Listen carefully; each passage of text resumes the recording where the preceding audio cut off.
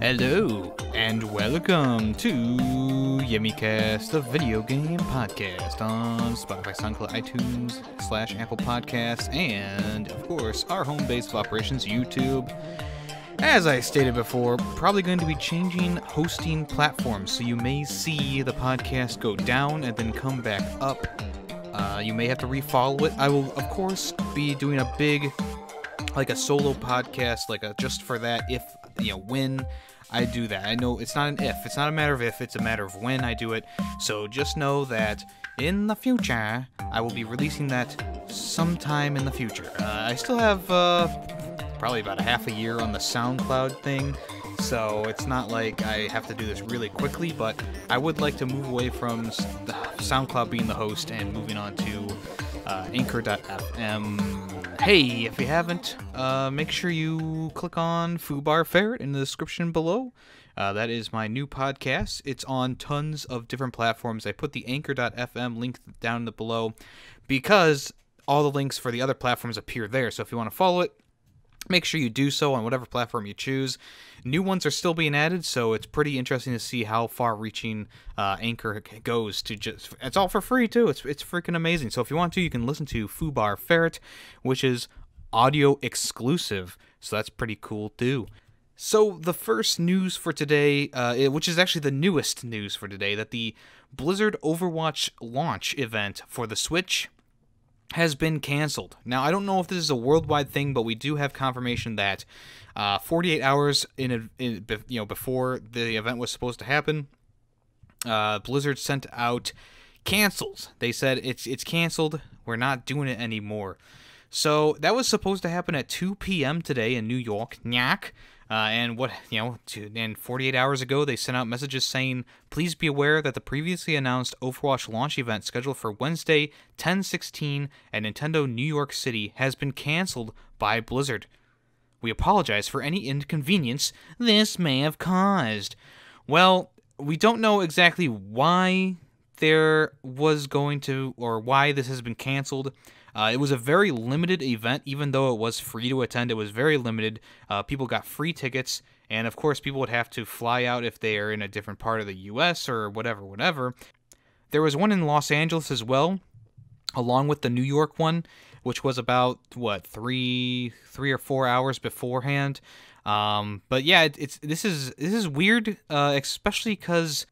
Why would they cancel this? Like, there was no reason given. I'm sure something will come out in the near future, but for right now, Blizzard hasn't said anything about why they've canceled the event, just that they have canceled the event.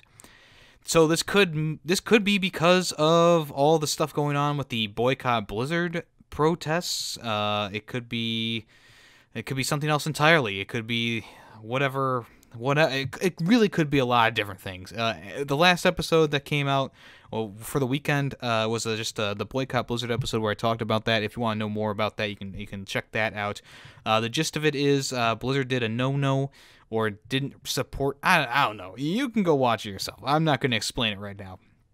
This could also be because of the NBA thing. The NBA has a big foothold in New York. Maybe China was like, hey, Blizzard, don't do the New York one because we don't like basketball anymore. I don't know. That's just a joke. That's just speculation. But we'll see in the future why this happened.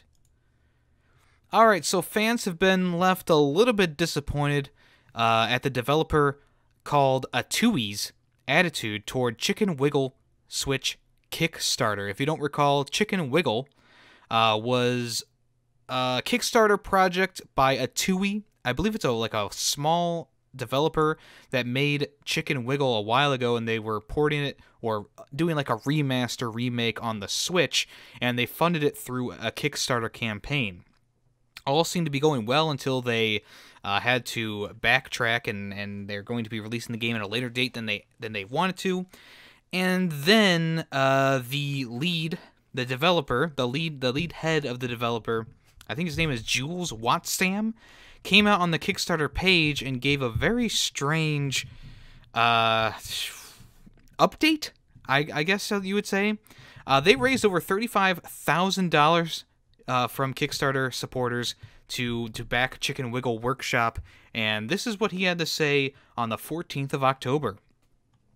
The belief that backers are akin to a publisher is not accurate and will only lead to frustration for anyone who believes it is true. This will be a popular thing to say, but it has to be said.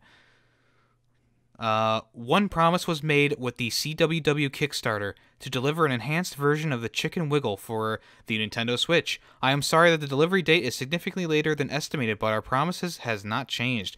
We did not, however, make any promises or indication that frequent updates would be part of this project. I understand your assumption that there would be frequent updates, and I understand your frustration from this.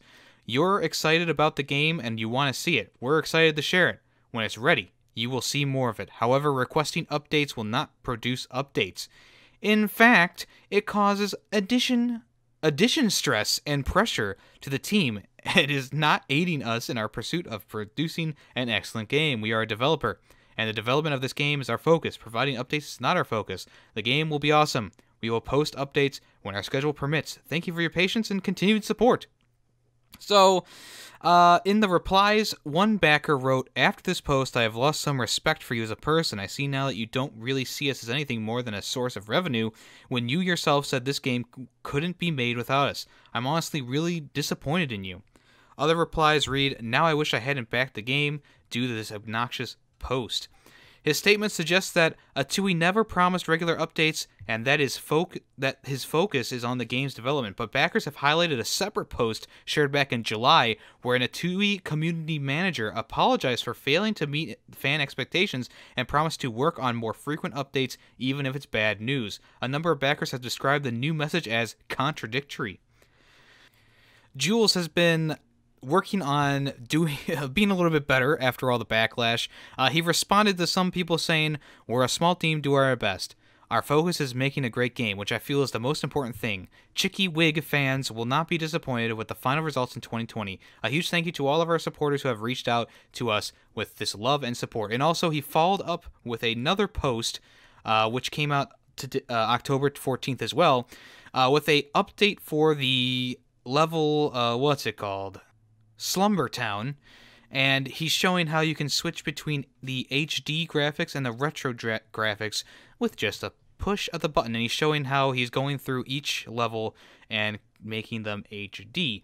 And people have thanked him for the updates, and he's also been responding to people who have given him a little bit of criticism.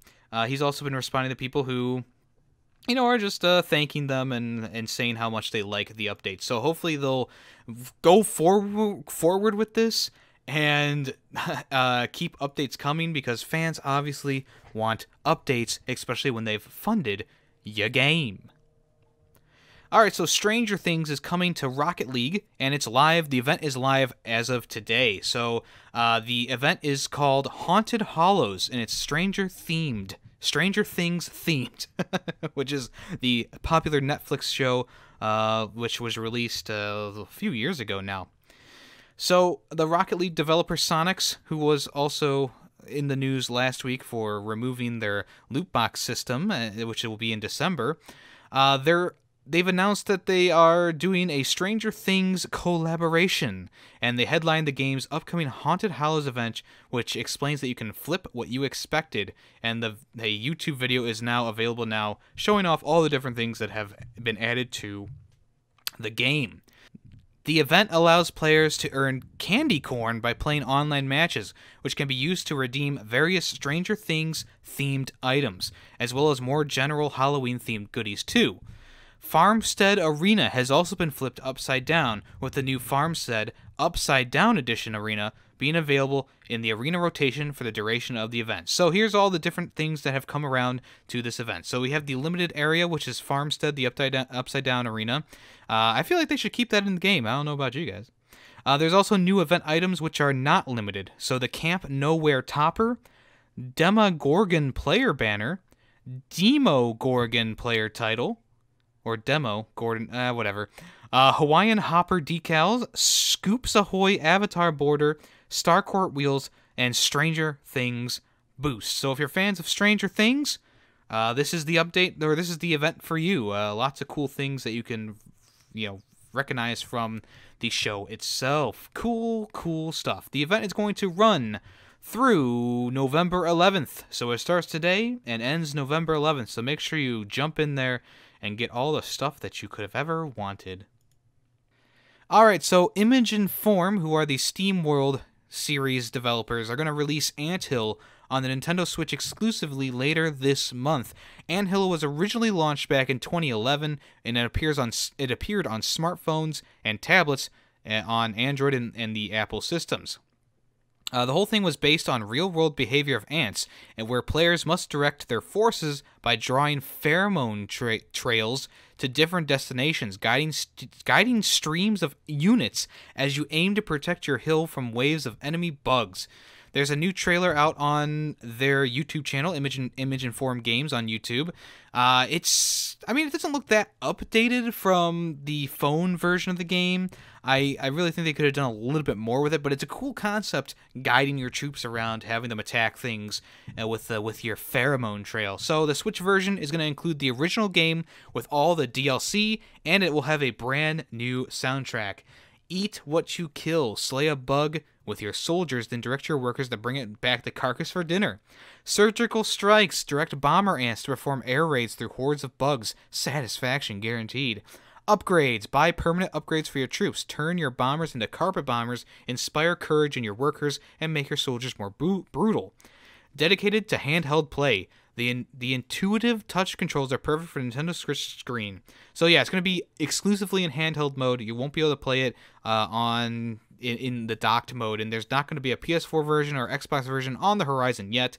But the game will be launching the 24th of October and will be available for about $10. Image and Form says that there's going to be many hours of gameplay with 6 campaigns and 2 separate endless modes for you to choose from. I never played Anthill when it originally came out. It looks interesting, but I don't know if I would say that it's an improvement from what it was before. I'm not a huge fan of phone games, and I don't know if I'll be picking this one up, but hey, the rest of the SteamWorld games, bellissimo. Alright, so the physical version of Assassin's Creed Rebel Collection could possibly have a download code for one of the games. So it came out a few days ago that I think it was the Spanish Amazon site showed an image of the collection, and it had on the cover download code for Rogue inside. So essentially it was saying that it had Black Flag on the cartridge, but Rogue is going to be a download code. And now someone has reached out to Ubisoft technical support on Amazon and asked, are both games on the cartridge, or are one on a cartridge and the other one needs to be downloaded? He asked this on Amazon. In a response, they were told by a representative that both games were on one cartridge. It was by a Ubisoft support manufacturer account. The user also put out a statement saying, as they still have the previous cover without the partial download info banner, I went to the Amazon.com listing and directly asked if both games were on the same cartridge. I was expecting a generic answer or, something along those lines, or no response at all. So it's nice that Ubisoft actually responded to him and confirmed it. Now if they'll change the cover, maybe we'll get real confirmation. Alright, so Beanox, who is the Crash Team Racing Nitro-Fueled Remaster developer, is adding skill-based online matchmaking to the game. So, if you don't know, Crash Team Racing does not have any matchmaking, as in skill base for the racing game. So, if you're a new player and you just want to kind of learn the ropes in the online world, it's a little bit tougher to get people your same skill level when racing around, of course. So, Beanox came out on Twitter, at Beanox Team on Twitter, and they said, "Heads up CTR fans. We've been testing skill-based matchmaking in Crash Team Racing Nitro Fueled and rolled that out this week for online play. Dive in and let us know how you think it's going."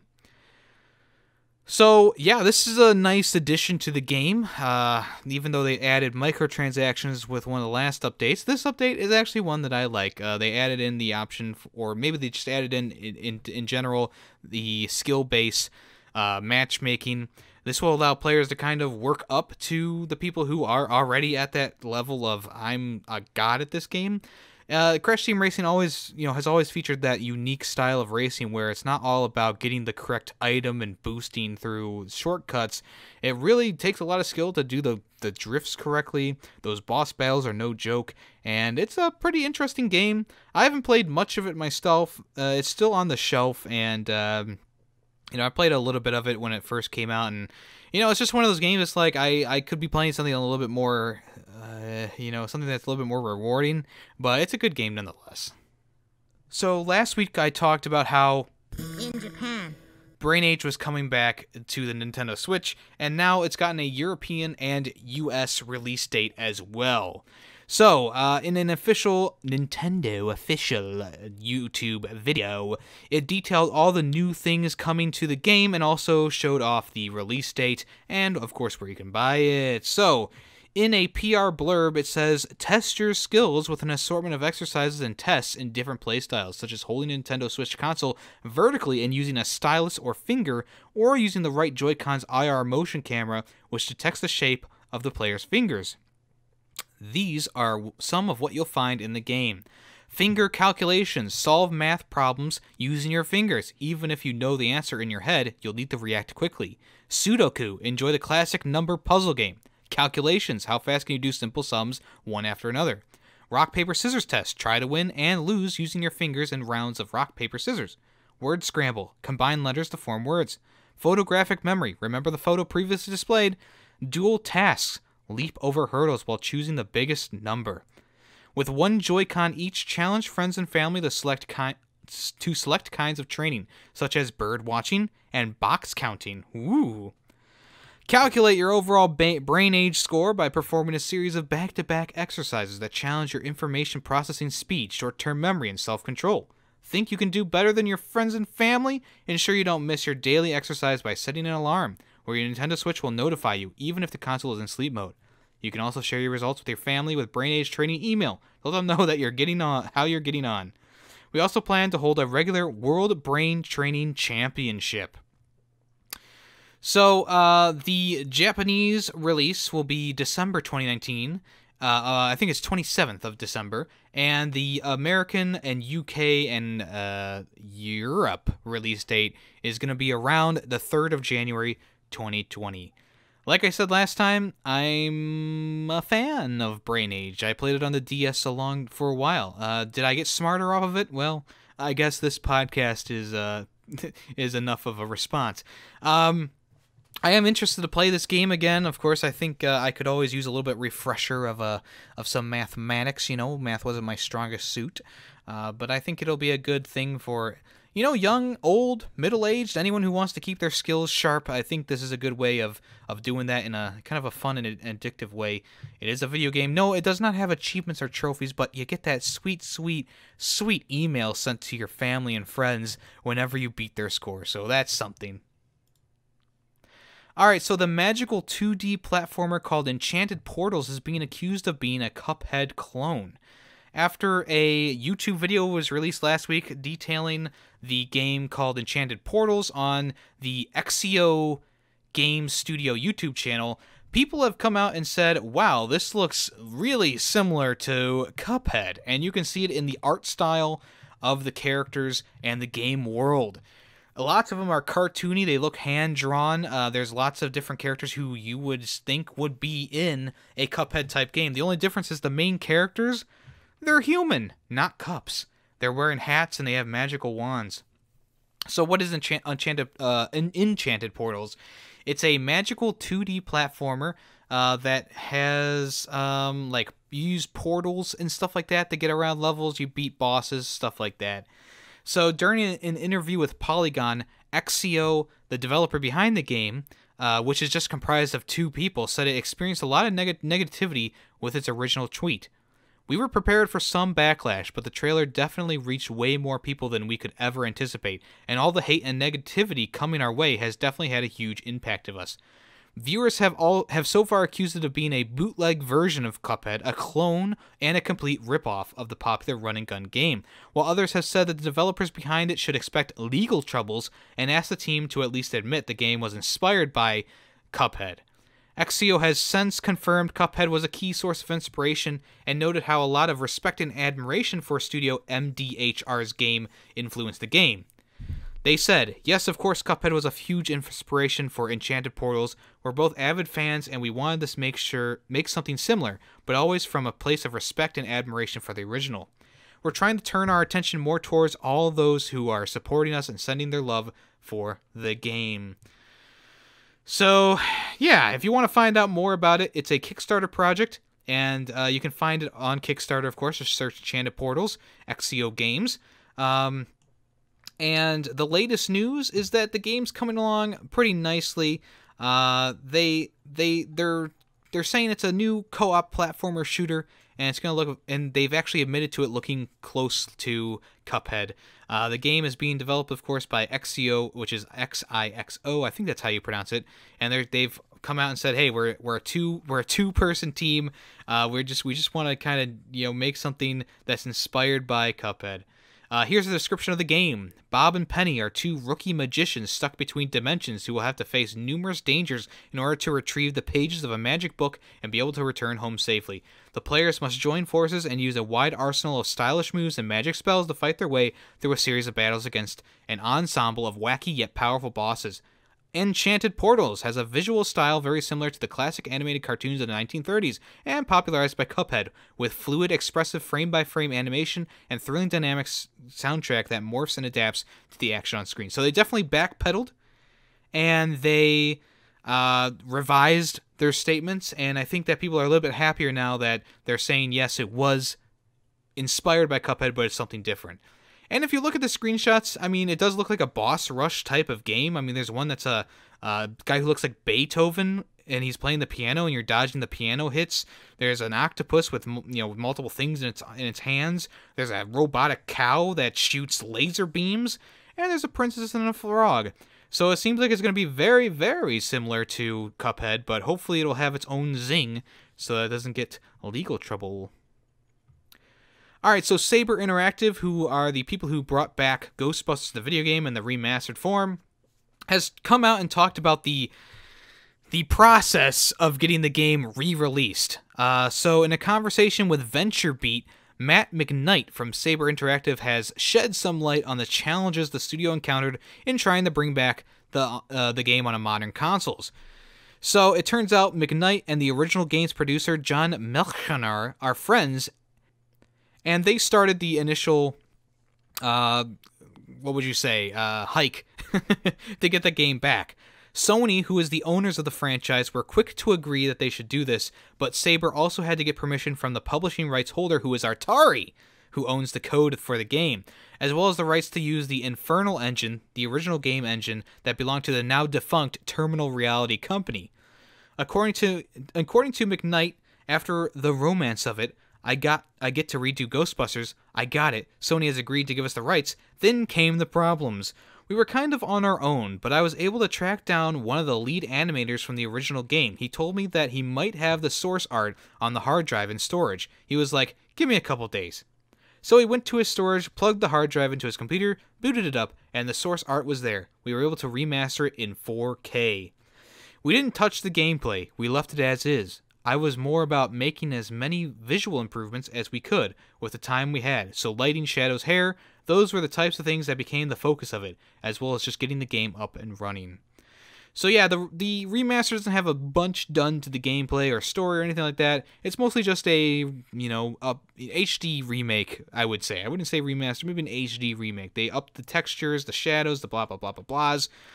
Still a good game. I did not get the remastered version, but I do still have the original version on PC that I played a long time ago. So yeah, cool, interesting. Glad they finally got around to getting it done. Alright, so with the release of the movie, Zombieland Double Tap has got a game out. And it's out on the Switch, the PlayStation, and the Xbox.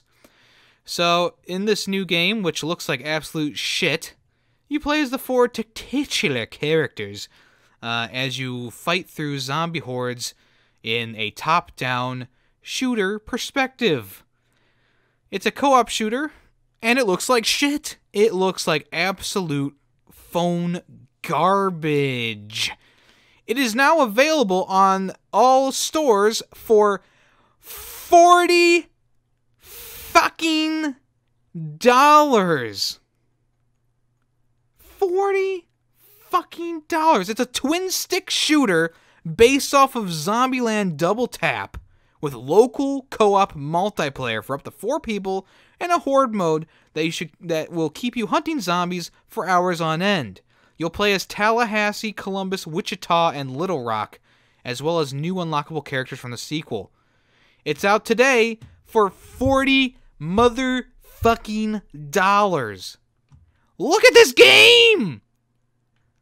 Look at this game! It is absolute garbage!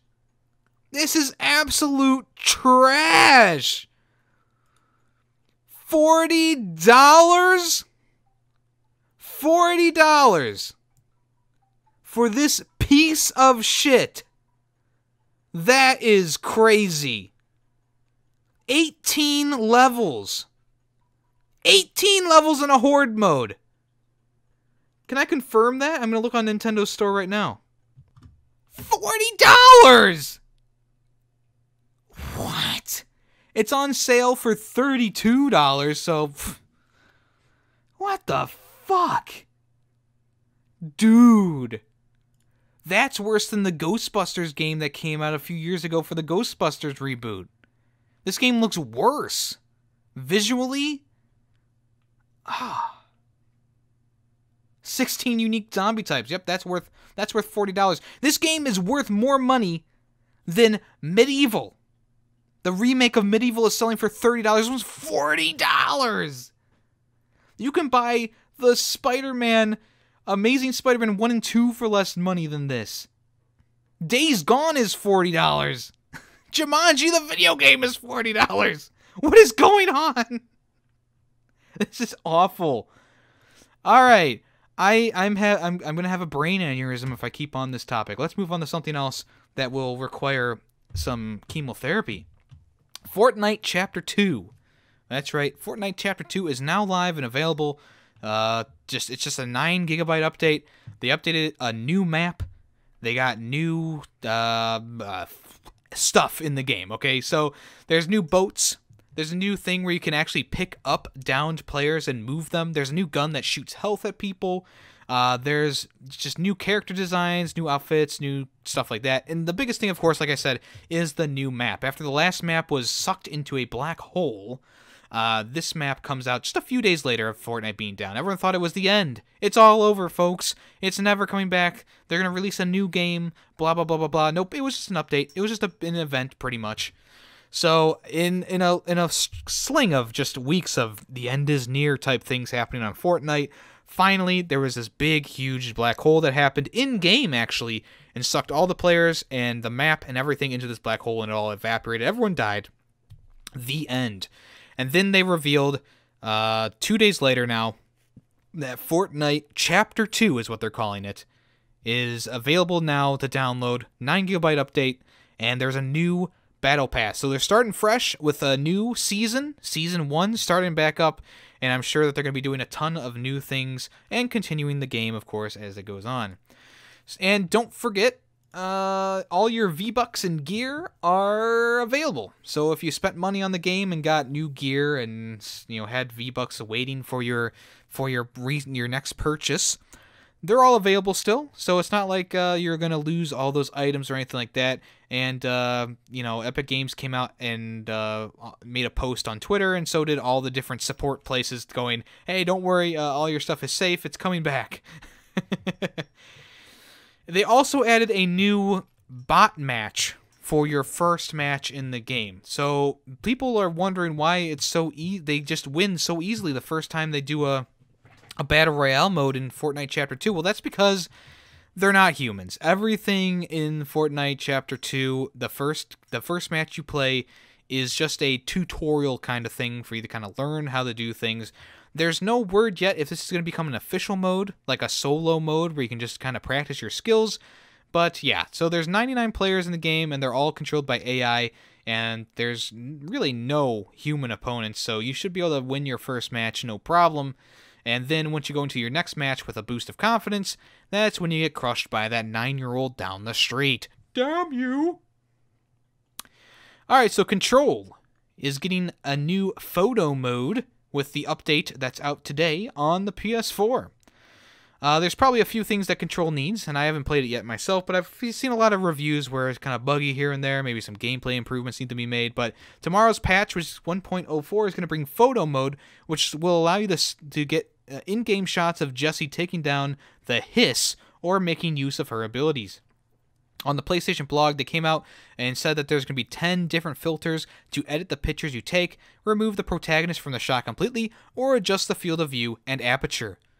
Everyone who owns Control will be getting the Challenging Expeditions mode, in which Jessie will need to complete different objectives within a set of time to get powerful rewards. But be on your guard, every expedition that Jessie undertakes will come with different modifiers that makes the encounter extra tricky. So that sounds like a pretty neat update to the game. Hopefully they'll be fixing more of the more controversial, not controversial, but more of the more damning, not damning, I don't know, maybe the more of the bugs that are with the game later on, but this is a nice addition for people. I'm still planning on picking up Control. I think I'm going to wait for Black Friday for this one, and I'll play it after I get done with a bunch of other games that I'm working on right now. Alright, so the Google Stadia is going to be PlayStation Now's first real competitor, and the release date has been revealed.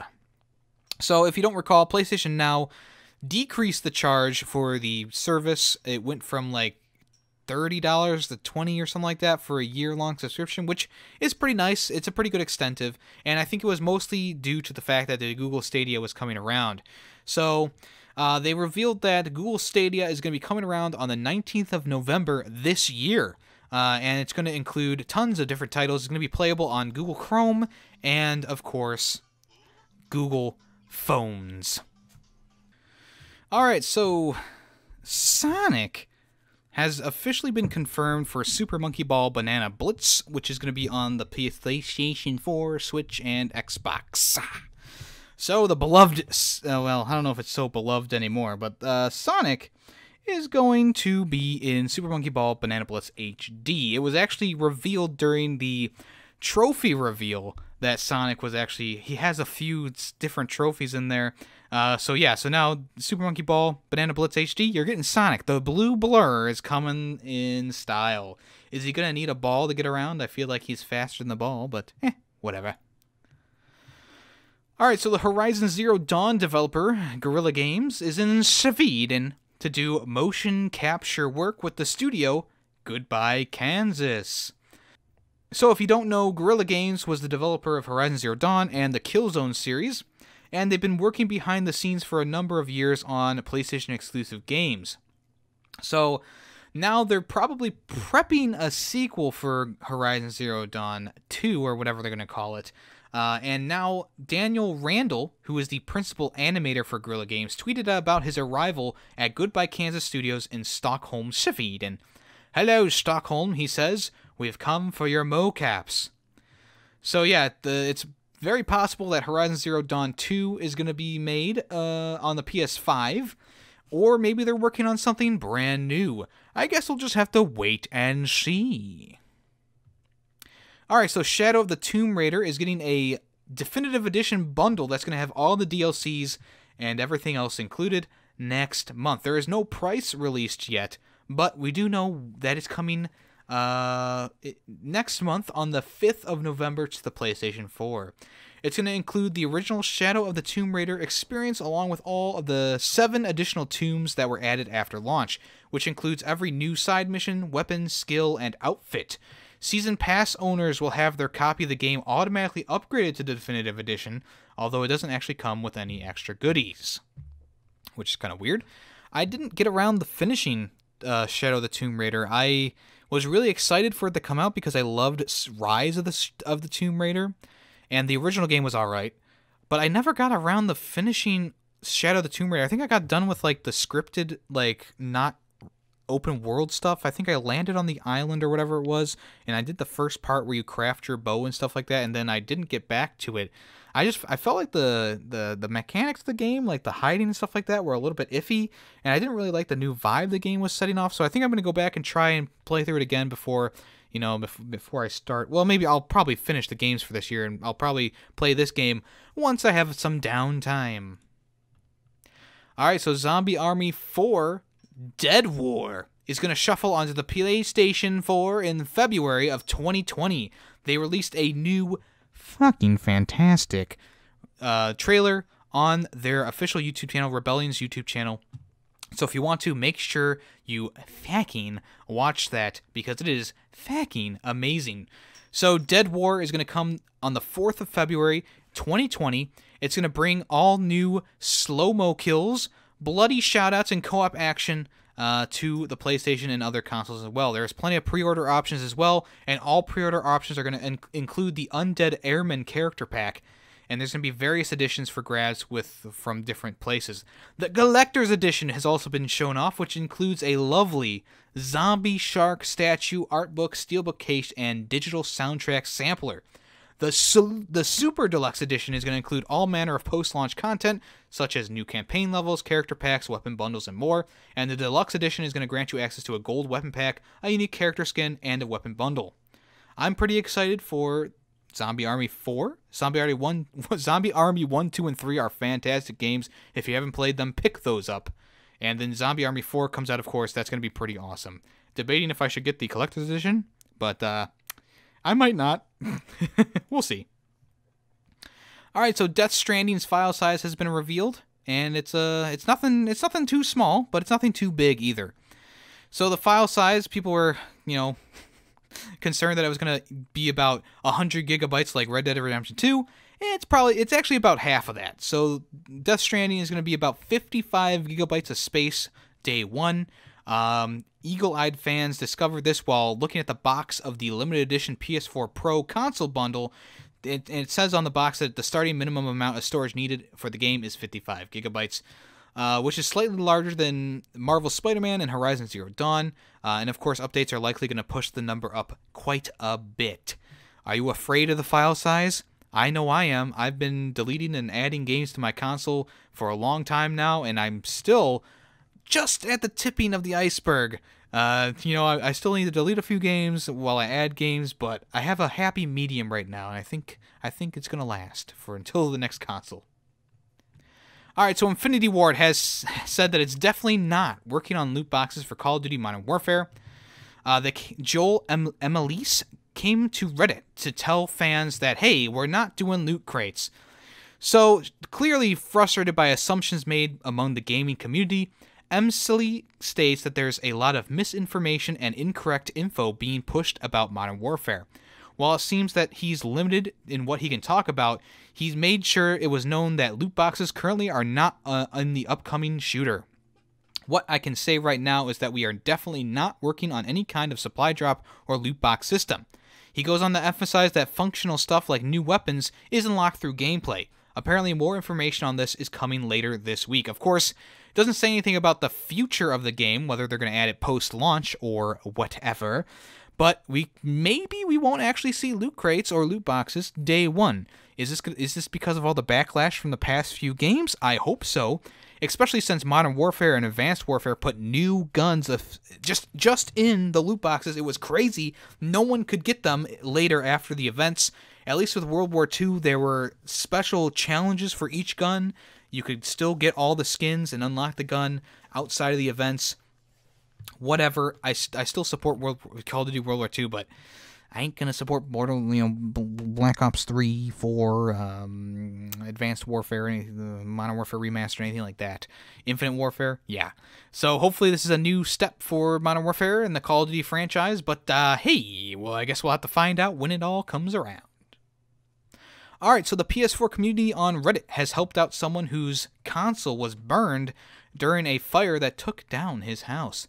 The Reddit user Smoke in Peace, which is kind of an ironic name, was eating in his dining room a few days ago when a fire broke out in the floor above him, which was caused by a wiring defect. The fire brought down the ceiling and fortunately, no one was injured, but his PlayStation 4 was a little bit melted. He said on a Reddit post, "The PS4 survives a house fire, still works for now, crying emoji." Lots of people come out saying that they want to replace the power cord for him. A Canadian repair store came out and said they would fix the console for free, while another user suggested to raise funds to help pay for a replacement PS4 Pro, in addition to hundreds of other messages for support. At the end of the day, I guess it's good that no one was hurt. It's unfortunate that his house is not habitable right now, but at least his PS4 is working, and hopefully he can find some time to play it during the rough hours that he'll be going through. So yeah, Smoke in Peace 2516. I guess you should have chose a different name. Alright, so the Souls director, Miyazaki, says that making Bloodborne 2 isn't his call. So he came out during an interview saying that Bloodborne 2, unfortunately, he's not the one to decide if it comes out or not. That is going to be on Sony, because Sony owns the rights to the Bloodborne franchise, even though it was a cooperative effort between From Software and Sony. He told GameSpot Britain that a follow-up to the game was not in his control, is not in his hands, but he's hoping that something will be made public soon.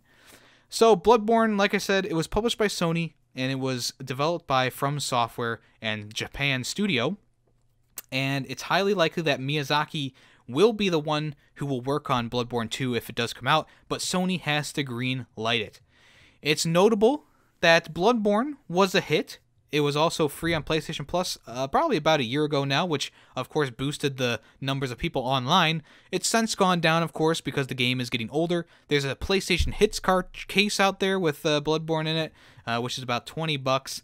The game is still amazing, and people are whispering that Bloodborne 2, it might be a PlayStation 5 release title, but I doubt that they'll put a From Software game as a release title for a console.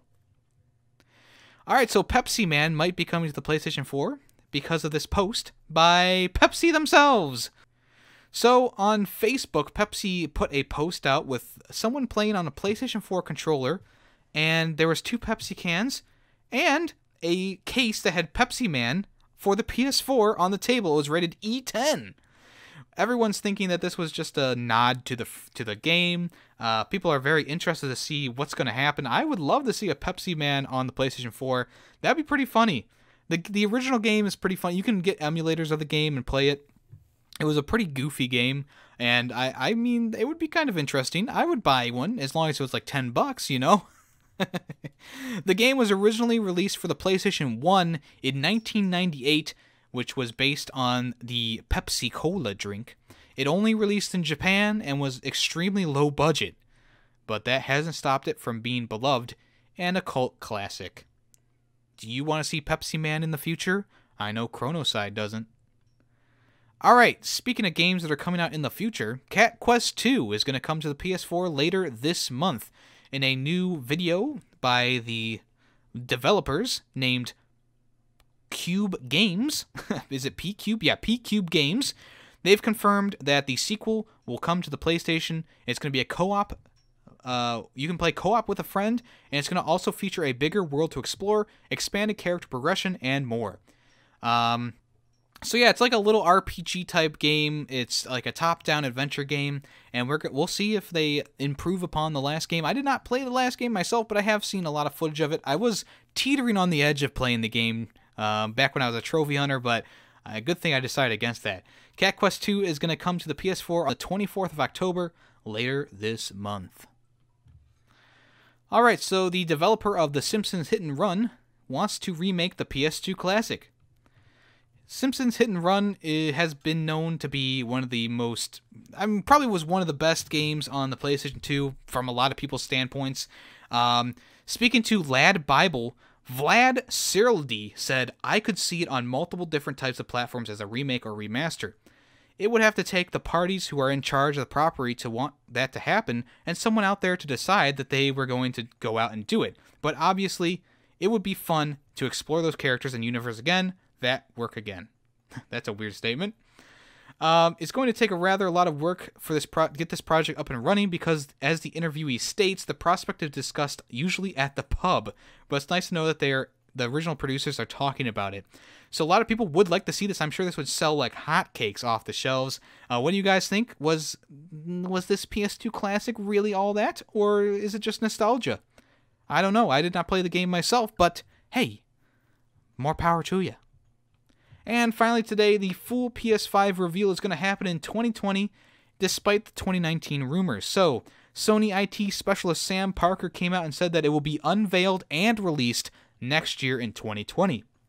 It's also worth the note that the PS5 reveal event before 2019 is over has been whispered around, but a scenario never seemed likely as far as we're concerned. As for the PlayStation Experience event in Japan, people were thinking I was going to go there, but it seems like right now Sony is just happy, just feeding us little tiny nuggets, dipped in Frosty, of course, throughout the years. So we'll see if 2020 is the big reveal for the PlayStation 5, or will it be this year? Will it be E3 next year? Or will it be a Sony event? Will it be a State of Play? Probably not. State of Plays don't seem to do anything interesting. But hey, at least we know it's officially going to be 2020 release and reveal. Alright, so that's all the news for today. Thank you for sticking around and talking with me in the chat if you're here for the premiere on Wednesday at 4 p.m. Thank you so much. If you're listening to the if you're listening to the podcast on any other platform, thank you so much. Whether it's Spotify, SoundCloud, or Apple Podcasts, I appreciate you nonetheless. Thank you guys for listening. I am your host, YemmytheFerret. Make sure you check out FubarFerret on all other platforms. Thank you very much. And I hope to see you guys in the next episode of YemmyCast, a video game podcast.